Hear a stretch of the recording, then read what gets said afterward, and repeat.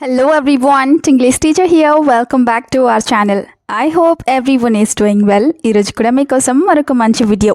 ఈ వీడియోలో ఏంటంటే తొందరపాటు, నిర్లక్ష్యం, అపార్థం, మొహమాటం, చాదస్తం ఇలాంటి వర్డ్స్తో కూడిన సెంటెన్సెస్ని ఇంగ్లీష్లో ఎలా చెప్పాలో క్లియర్గా ఎగ్జాంపుల్స్తో సహా చూద్దాం. సో వీడియోలో ఉన్న సెంటెన్సెస్ నచ్చితే ఖచ్చితంగా ఒక లైక్ ఇచ్చేయండి. ఇప్పుడైతే ప్రీవియస్ వీడియోలో నేను మిమ్మల్ని 2 క్వశ్చన్స్ అడిగాను కదా, వాటిలో ఫస్ట్ వన్ ఏంటంటే ఈరోజు స్కూల్ ఉందా లేదా. ఈ సెంటెన్స్ని ఇంగ్లీష్లో do you have school today or not ఇలా అడుగుతాం. నా ద సెకండ్ క్వశ్చన్ ఈస్ అన్నిటికీ ఏడిస్తే నిన్ను వీక్ అనుకుంటారు. దీన్ని ఇంగ్లీష్లో if you cry over everything people will think you are weak ఇలా చెప్తాం. ఇప్పుడు మీకోసం ఈ వీడియోలో 2 క్వశ్చన్స్ ఉంటాయి కదా, వాటిలో ఫస్ట్ వన్ ఏంటంటే మొండి పట్టుదల లేదా గట్టి పట్టుదల. ఈ వర్డ్ని మనం ఇంగ్లీష్లో ఎలా చెప్తాం? How do we call this in English? Let me know in the comments. నా ద సెకండ్ క్వశ్చన్ ఏంటంటే ఆమెకి చాలా అహంకారం. ఈ సెంటెన్స్ని ఇంగ్లీష్లో ఎలా చెప్తారో మర్చిపోకుండా కామెంట్ సెక్షన్లో కామెంట్ చేసేయండి. ఇప్పుడైతే మన వీడియోని లేట్ చేయకుండా స్టార్ట్ చేద్దాం. Let's get started. Sentence number 1 of this video is తొందరపాటు నిర్ణయాలు తీసుకోకు. ఈ సెంటెన్స్ని ఇంగ్లీష్లో don't make hasty decisions. Don't make hasty decisions ఇలా చెప్తాం. హేస్ట్ అంటే తొందరపాటు అని, హేస్టీ డెసిషన్స్ అంటే తొందరపాటు నిర్ణయాలు.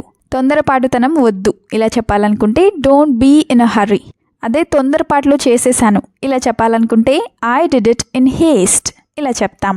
అదే ఏది కూడా తొందరపాటులో కొనొద్దు, కొంచెం టైం తీసుకొని తర్వాత కొను ఇలా చెప్పాలనుకుంటే don't by anything in Heist, take some time before making a purchase. Don't by anything in Heist, take some time before making a purchase ఇలా చెప్తాం. అదే నువ్వు ప్రతి విషయంలో చాలా తొందరపాటుతనంతో ఉంటున్నావు, అది అన్నిటికీ పనికిరాదు లేదా అన్నిటిలో వర్తించదు ఇలా చెప్పాలనుకుంటే you are being too hasty in everything that doesn't work in every situation. You are being too hasty in everything that doesn't work in every situation ఇలా చెప్తాం. సెంటెన్స్ నెంబర్ 2 ఏంటంటే నువ్వు నన్ను అపార్థం చేసుకున్నావు. ఇది కూడా చాలాసార్లు అంటూ ఉంటారు కదా. సో దీన్ని you misunderstood me. You misunderstood me ఇలా చెప్తాం. అదే ఒక చిన్న అపార్థం చాలా పెద్ద గొడవగా లేదా చాలా పెద్ద వాదనగా మారింది ఇలా చెప్పాలనుకుంటే a small misunderstanding became a big argument. A small misunderstanding became a big argument ఇలా చెప్తాం. అనదర్ ఎగ్జాంపుల్ ఇస్ నాకు అలాంటి ఉద్దేశం లేదు, ఆమె నన్ను అపార్థం చేసుకుంది ఇలా చెప్పాలనుకుంటే I don't have any such intention, she is misunderstanding me. I don't have any such intention, she is misunderstanding me ఇలా చెప్తాం. ఇంటెన్షన్ అంటే ఉద్దేశం అని. సెంటెన్స్ నెంబర్ 3 ఈజ్ ఇంత నిర్లక్ష్యం పనికిరాదు ఇలా కూడా అంటూ ఉంటారు కదా. సో దీన్ని this much carelessness is not good. This much carelessness is not good ఇలా చెప్తాం. కేర్లెస్నెస్ అంటే నిర్లక్ష్యం అని. అదే జాగ్రత్తగా డ్రైవ్ చెయ్యి లేదా నిర్లక్ష్యంగా కాదు జాగ్రత్తగా డ్రైవ్ చెయ్యి ఇలా చెప్పాలనుకుంటే drive carefully not carelessly. Drive carefully not carelessly ఇలా చెప్తాం.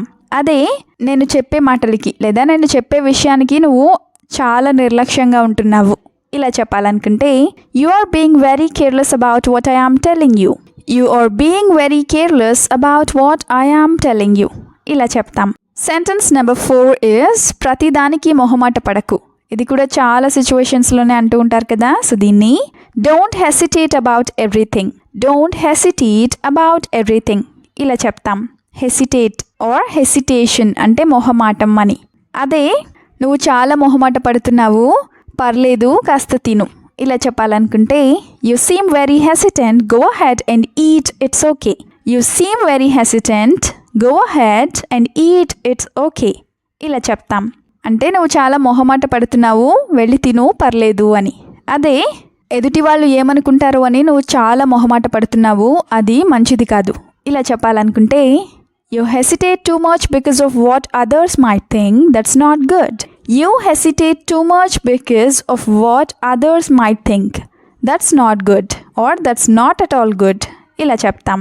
సెంటెన్స్ నెంబర్ 5 ఇస్ ఎవరి విషయాల్లో జోక్యం చేసుకోకు ఇలా కూడా అంటూ ఉంటారు కదా. సో దీన్ని don't interfere in other people's matter or don't interfere in other people's matters ఇలా చెప్తాం.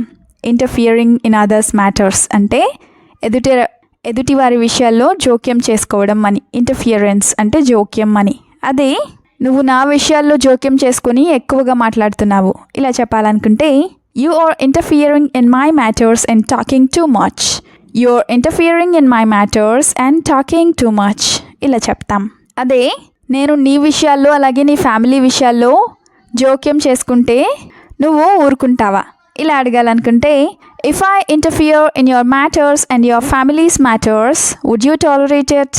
If I interfere in your matters and your families matters would you tolerate it ఇలా అడుగుతాం. నెక్స్ట్ సెంటెన్స్ ఏంటంటే నీకు బాగా చాదస్తం ఎక్కువైంది. ఈ పదాన్ని కూడా చాలా ఫ్రీక్వెంట్గానే అంటూ ఉంటారు కదా. సో దీన్ని ఇంగ్లీష్లో you have become two old fashioned ఇలా చెప్తాం. అదే ఇదే సెంటెన్స్ని ఇంకా చాలా రకాలుగా చెప్పచ్చు, అవి కూడా చూద్దాం. You are becoming too conservative in your thinking. You are stuck in old fashion ways. Your thinking has become too outdated ఇలా చెప్తాం.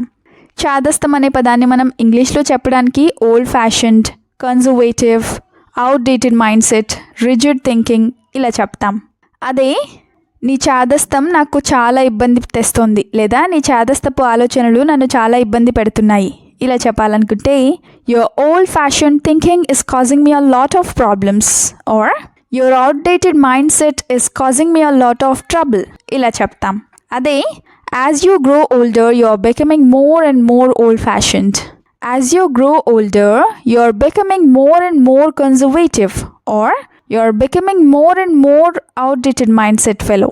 అంటే నీ వయసు పెరిగే కొద్దీ లేదా నువ్వు పెద్దయ్యే కొద్దీ నీ చాదస్తం ఎక్కువైపోతా ఉంది అని.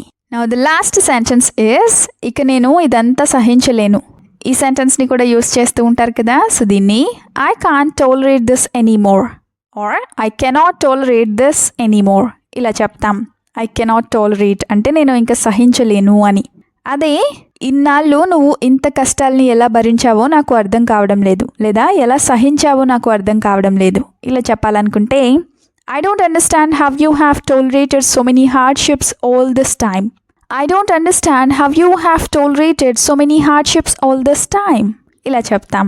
అదే నువ్వు చాలా సహనంతో లేదా చాలా ఓర్పుతో నీ కష్టాలన్నింటినీ చాలా భరించావు ఇలా చెప్పాలనుకుంటే you have endured so many hardships with great patience.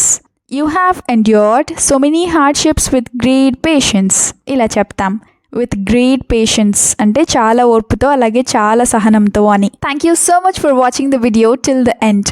మీరు గనక ఫ్లూయెంట్ ఇంగ్లీష్ స్పీకర్ అవ్వాలి అనుకుంటే try to practice as much as possible. Will meet you again in the next video. Until then, keep learning, keep practicing and keep supporting Tinglish Teacher. Have a good day. Bye bye.